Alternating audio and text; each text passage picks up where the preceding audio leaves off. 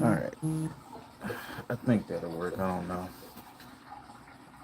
I'm gonna just pick up where I left off reading. I was going live on TikTok, but they shut me down for a while, so maybe I'll try over here.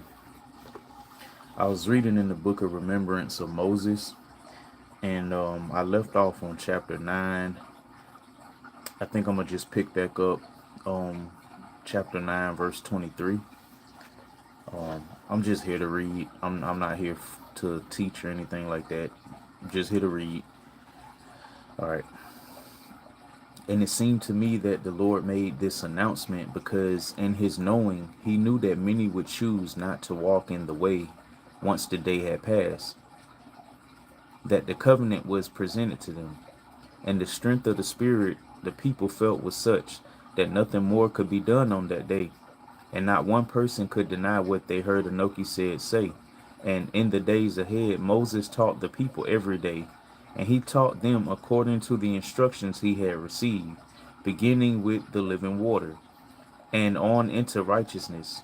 And he taught the people for 30 days, and his teachings were hard for some to comprehend, because they had not set their minds on heavenly things during their time in Egypt.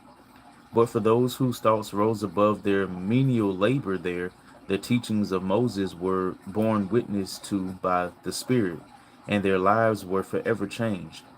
And many a doubting heart found for the first time in this pilgrimage a strong assurance that they did indeed do the right thing to come out of Egypt. And the realization of what it meant to be of the house of Israel began to come to them. And it is hard to put into words, but I could feel what it meant to them to know for the first time that they each one were loved by their God, and the worth of their souls compared to what they felt in their slavery could not be torn loose from their hearts ever again. And these in the house of Israel from that day on walked with dignity, and they loved Moses, and truly rejoiced with their gift of life. And voices were heard in the night as the people spoke together about what Moses taught them that day, and a deep understanding began to grow in their hearts. But for others, they did not hear what they wanted Moses to say, but they said they were tired of being slaves, and that the covenant of Abraham could not keep them from falling into the hands of those who would seek to dominate them.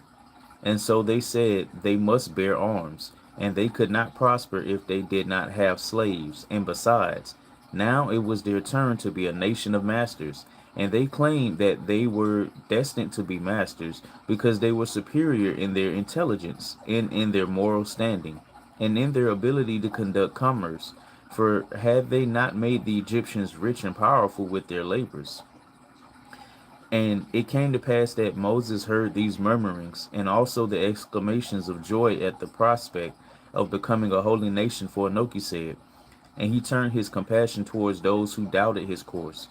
And Moses went upon the mountain top to his altar of the bush, and he asked the Lord what he may do to help them, to overcome the effects of sin and slavery. And the compassion in the heart of the angel of the presence mingled with the heart of Moses. And the two of them as brothers decided what could be done to bless their fellows in their holy nation. And my eyes were opened, and I began to understand why the powers of evil were so intent to overcome and destroy that which the Lord and Moses determined to be the way the people could be blessed. And I saw that the Lord showed Moses the meaning of the tabernacle and the healing effect it could have on the people, to strengthen them and allow them to sustain a continual state of holiness. And he showed him how it could be the means for every one of them coming to know the Lord for themselves.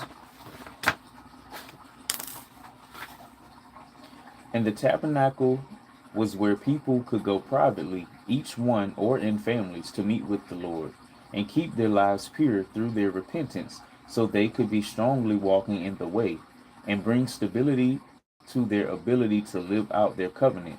And the words of Jeremiah came to mind, where he said, "Behold, the days come, saith the Lord, that I will make a new covenant with the house of Israel and with the house of Judah, not according to the covenant that I made with their fathers in the day that I took them by the hand to bring them out of the land of Egypt, which my covenant they break, although I was an husband unto them, saith the Lord.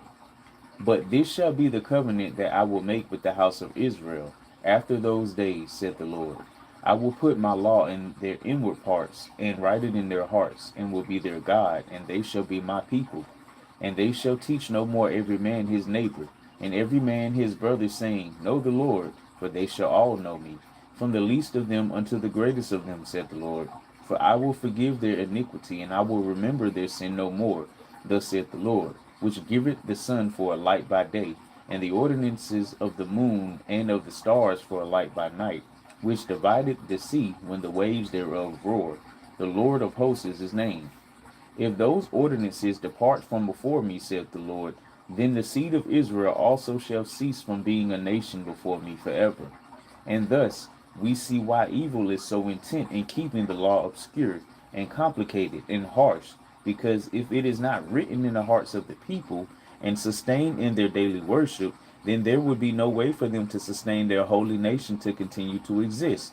And so we see that the tabernacle was established as an act of compassion to keep at bay the effects of slavery and wickedness. The world has enslaved many with the bondage of sin, and I know that Asael and the inhabitants of Shekath were there listening, and they determined to not let up with their evil plans until the tabernacle was removed or transformed into a temple like all the heathen nations have. And so my eyes were opened to just what the Lord intended tabernacles to do, and that was to help his people to overcome the influences of slavery and the impurities of the world and the corruptions of their hearts from the lack of virtue by daily intimate counsel with the Nochesed. And the Lord showed Moses the tabernacle, and let him see what one for all the people would look like and how to use it, and that there could be a sacred place where they could rest with their father Anochesed and find healing for their souls. And there were too many people for there to be just one for all of them, and each family may have one for their own use, but the one for the many would hold the ark containing the tablets, and it would be used for more serious matters before the Lord. And I saw that they made several small tabernacles, and some grew in the Lord, and others complained, and wanted to worship like other nations do. And thus the divisions continued, even in the midst of Moses' teaching, and before the smoke of the mountain. And it came to pass that Moses taught for a full 30 days with all his strength. And he spoke the covenant into their ears, and he rehearsed it to them line by line. And he said, Thus saith the Lord, Ye have seen what I did unto the Egyptians, and how I bare you on eagle's wings, and brought you unto myself. Now therefore, if ye will obey my voice indeed, and keep my covenant, then ye shall be a peculiar treasure unto me above all people, for all the earth is mine, and ye shall be unto me a kingdom of priests, and an holy nation. And I heard how one must enter into make the covenant. And I now realize that we can enter into the covenant in a more purposeful way. First, the preamble was read, and Moses read what is quoted above. Then they divided into groups of 50, and they each one affirmed their determination to ever seek to keep the great commandment, and the second one that is like unto it. Then they each one affirmed their solemn intention to keep each foundation of Shabuah, so their life would hold the testimony of a full and fulfilled gift of life. And they started at the first foundation of Shabuah on to the last one, simply stating what each one is and their promise to keep it. And then they would cite each waymark and express their commitment to have their feet walk in the way of each one, starting at the first waymark and on to the 12th one. And each person would promise to embrace the Urkadeshi and abandon the Dirkadachi in a prompt and orderly manner, according to the urgency of the times, and to shun all of any dark forces or strange religions that do not represent Anochesed in his infinite loving kindness. And lastly, those of the holy order would stand before Anochesed and pledge to always come to his aid and lead the people to intervene with their agencies to answer the call of Moses the Lamb for both salvation and redemption. And they promised to only and always follow the exact leadings of the Lord in all these matters. And all the people knew the seriousness of such a lifelong covenant never to be broken. And the rocks in Anoki said will remember, and the mountains will rejoice. And it came to pass that after they entered into the covenant and said they would solemnly do all the Lord had said, the Lord called Moses up upon the mountain, so he could write the covenant upon a stone tablet. And it was so the people could always remember the covenant to do it faithfully. And the Lord said that it must be written on a stone that would be their rock of witness. And so Moses left all those who had newly been taught all the precepts of the law and the testimony, and who had covenanted to do all the Lord asked of them. And he went there for 40 days. And it was also for him to affirm his calling to the holy order, seeing that so many were critical of him and had many accusations. And the mountain quieted down, but continued to smoke, and Moses was unafraid. And he camped at his altar of the bush, and the people could see him up there as they approached the mountain. And all who saw him will report to the rest of the people, and in this way many prayed for him. And Reuel and many of the Midianites entered into the covenant to follow in the covenant of their father Abraham. And the powers of darkness overshadowed Moses while he was on the mountain, because he was viewed as an enemy to all those who dwelt in Shechem. And they greatly feared the firm establishment of the pathway back to Eden, because it would result in the loss of everything they desired. And they were angry at him for bringing the testimony of Ida in Shabuah.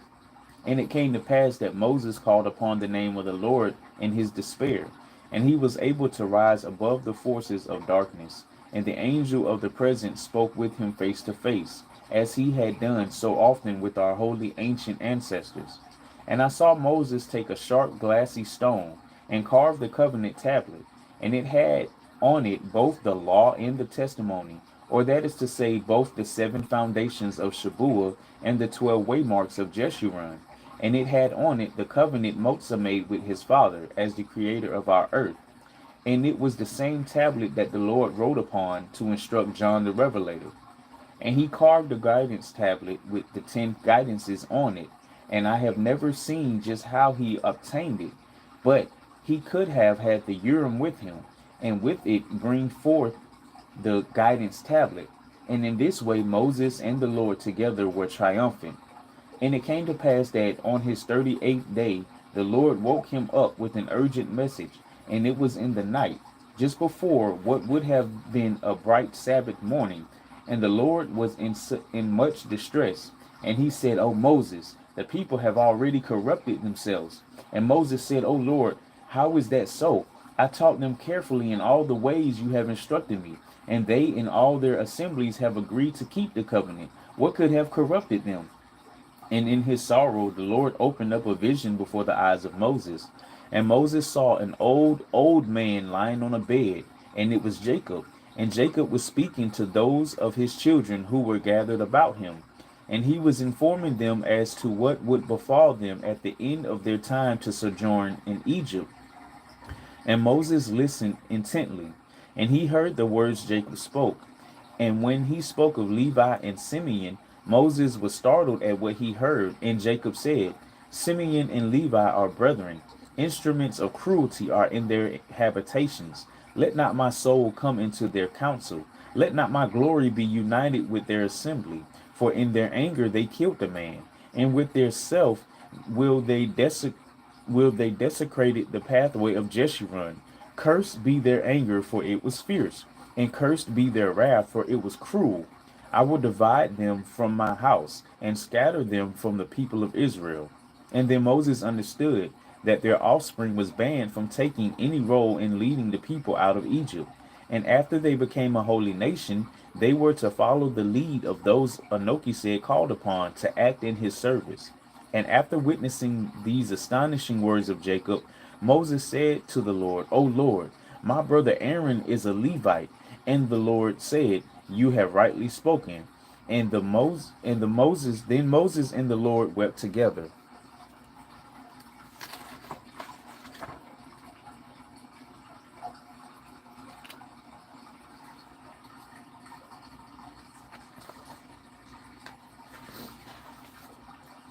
And it came to pass that Moses went down from the mountain and repented, and he forbid Aaron to act in any capacity of leadership, and that he must not use the altar of all the people at the tabernacle of the congregation. And I will now cite that which has been written concerning this matter. And Moses went down from the mountain with the ark in his hand, and as he drew near, he could hear the shouts and the laughter coming from the camp. And it was on the Sabbath day, and he wept. And as he drew near, he could see that the people were worshiping an image of the god of the king, Hapi, the golden calf. And Moses exclaimed to one standing by, "From whence comes this idol?" And they said, "Aaron caused that the people should borrow gold from their fellows before they fled the land of the king." And Moses wept. He fell down on his knees, and the ark was dropped, and it fell open, and the tablets spilled out onto the dust. And he dashed the tablets upon a stone for the overflowing grief of his heart. And he exclaimed, "O God, how can I place such holy things before the face of those who worship idols? You, O Lord, have overcome and subdued the river god Happy before their eyes, and yet they are so quickly turned unto it." About this time the people beheld Moses, that he was come, and they all stood still and were silent before him. And Moses said, "Who does make idols in your midst?" And they answered, "Aaron." And Moses said, "Where is Aaron the idol maker?" And Aaron said, "Here am I." And Moses said, "You are the one who has been set apart and established as a priest before God, and you make idols? These people have had the Lord establish his tabernacle in their midst, and all their worship is in place. And now they pray to Happy on the Sabbath?" And Aaron answered him not a word. And Moses said, "Grind your idol to powder, and scatter it abroad on the north side of the camp." And Moses went out and called upon the Lord. And Moses asked God to forgive Aaron, but the Lord would not. And the Lord declared unto Moses that Aaron was not repentant, and that mischief yet remained in his heart. And Moses went down from the Lord, and he declared unto all the people, even to as many as were able to understand the language of the king, that Aaron and all the sons of his lineage after him could not sprinkle the element of cleansing upon the unclean for purification on the Sabbath for all their generations, because he had polluted the Sabbath with his idols. And it came to pass that Aaron was wroth, and he worked on the works of deceit, and he would pretend to have spoken unto Moses and bring back a report. And this man Aaron would also pretend unto the high priesthood, and he imagined clothing of finery. Wow.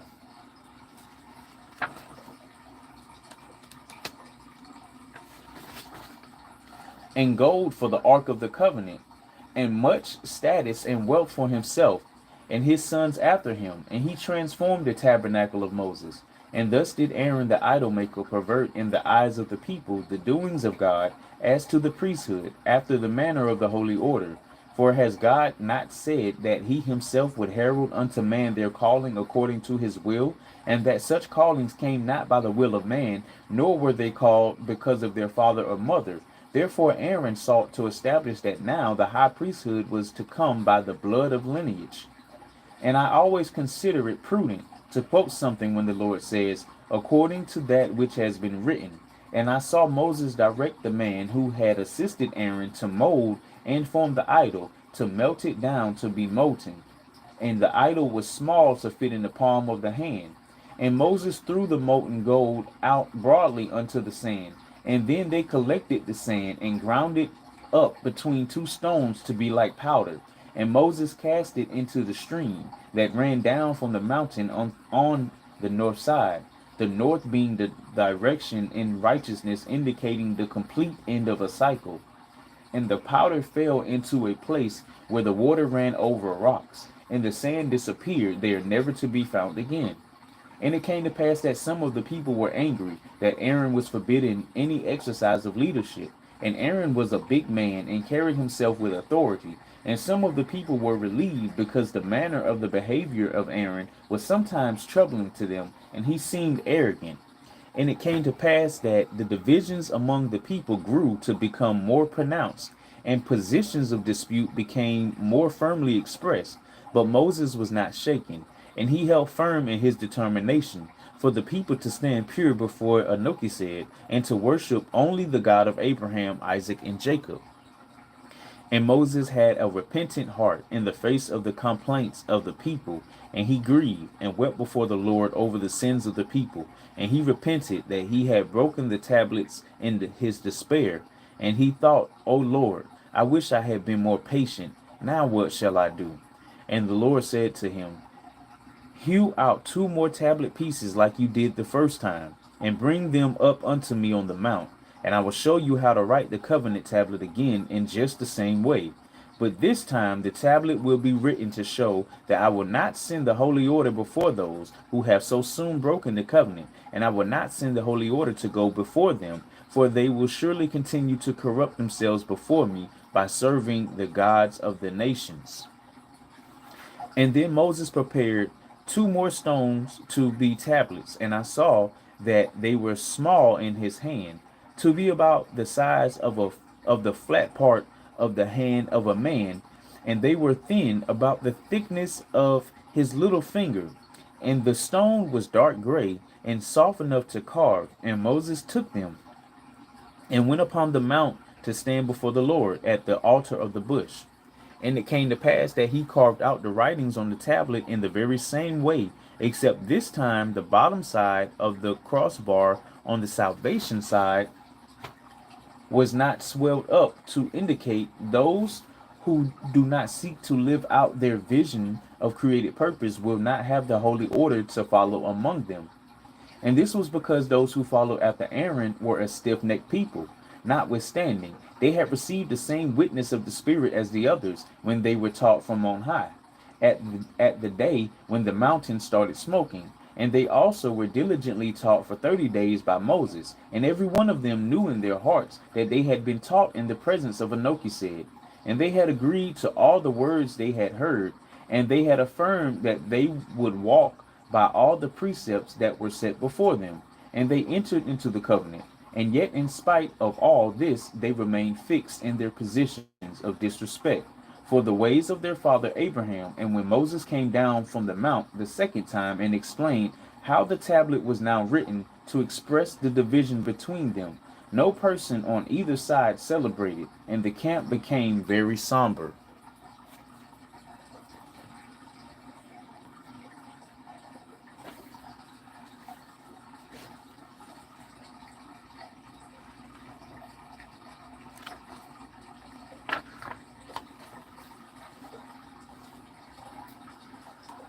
And I saw that in the eyes of the Lord, that now, with this alteration, the covenant tablet expressed a clear signal that the divisions among the people of Israel were to be seen to be permanent in the times ahead.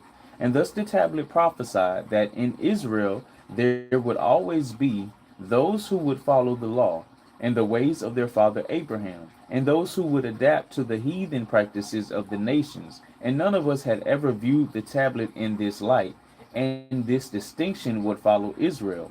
And there will come to be both a tabernacle unto the Lord and a temple unto Moloch in Israel. And some will have priests who serve darkness, and others will have the holy order. And I know that all the prophets to be sent by the Lord to Israel will speak against the temple with its burnt offerings and sacrifices, and they will uphold and speak out firmly for the law of Jeshurun, and Moses is the king of Jeshurun. And this is how the division came to be expressed during their time at Sinai. The ones who were the most adamant against Moses held the view that in order to become a nation, they had to be prepared to arm themselves and fight to prevail over nations, so they never could again become slaves or be brought into captivity. And they thought the ways of Abraham did not result in their being a nation, and this was because he was weak and walked gently upon the land and among the people. And they said, if Abraham had taken the land by force, we never would have had to go into Egypt to become a holy nation. But he took a position of weakness, and we will not follow his ways. And I looked with Urim. I could feel that they had been the ones among the Hebrews who had practiced the religions of the nations while in Egypt, even the religions who knew not Anochesed. And I felt that when Levi and Simeon walked out in their anger at the last words of reproof of their father as he lay dying, they departed away from their children. ever having any knowledge of the God of their fathers. And in this way, these two men destined their families and all their future generations to be drawn to worship the gods of the nations. My, how things would have been different if they had fallen down on their knees before their father and repented for their anger and cruelty. But alas, it was not so. And Aaron himself was such a one who took on the practices of the heathen gods of the nations, and from the beginning he communicated to the people that it was the religions of the nations that brought them their power and prosperity, and that they must have decisive victory over their foes if they were to endure as a nation. I'm gonna hold it right there. And I pick back up later on. That was the book of Moses, chapter 9. I picked up from about verse 23 and I stopped at verse 79. So if I come back on, I'll pick up at verse 80.